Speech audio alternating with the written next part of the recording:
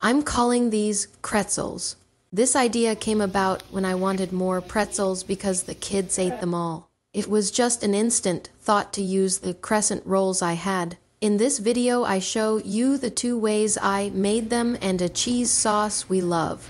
I just did a simple snake shape from one of the triangle-shaped crescent dough. I crossed each end over and twisted it once and put the ends into the bottom of the U shape. I tried my best to spread open each space so it was a more noticeable pretzel shape. Here's another shot of me shaping the dough. Make sure you pinch the ends to the bottom so the pretzel holds together better. I will say it was pretty difficult to keep it stretched out in the shape I was going for. I tried rolling the dough out thinner and longer, but it still kept shrinking back down.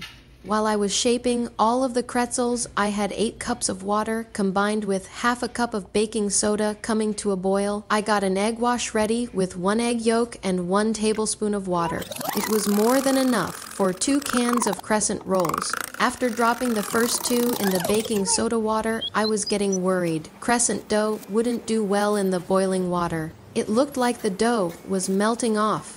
They only get put in for 30 seconds and I had to reshape them and they were very easy to mess up. I did half in the baking soda water and half without it. I brushed all of them with the egg wash. I set the oven temperature to 350 degrees and the bottom was browning very quickly. I lowered the temperature to 325 degrees for the next batch. When they all were finished, I brushed them with melted butter. I would have used pretzel salt or some sort of bigger flaky salt, but I was all out. The first ones I'm showing you were not placed in the baking soda water and got darker on the bottom.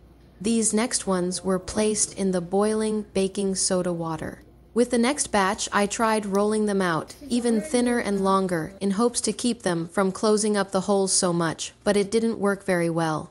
And you will see I still had to reshape them after dropping them in the boiling water. I forgot to show the bottom after lowering the oven temperature, but it did help some. Next, I'm going to show you how I make our go-to cheddar cheese sauce. I shredded 4 ounces of medium cheddar cheese. Mild or sharp is just as good. I melted 2 tablespoons of butter, then whisked in 2 tablespoons of flour. Let that flour cook for just a minute or so. Don't let it get too dark unless you like the more nuttier flavor. Then slowly whisk in 1.5 cups of milk. Once that comes to a slight simmer, keep it on low to medium-low and gradually add in your cheddar cheese. In between each little bit of cheese you put in the pot, give it a stir until it's mostly melted before adding more. If you like a thicker consistency, you can add more cheese. I tried the Cretzels without the baking soda dip first. They were good, but they just tasted like a crescent roll dipped in cheese sauce, and that's not what I was going for. This has definitely inspired me to make croissant dough and do this again. I bet that will taste even better. You could add a little spice to your cheese sauce and put peppers, paprika, or even cayenne. Family rated these 10 out of 10. Subscribe to see more videos.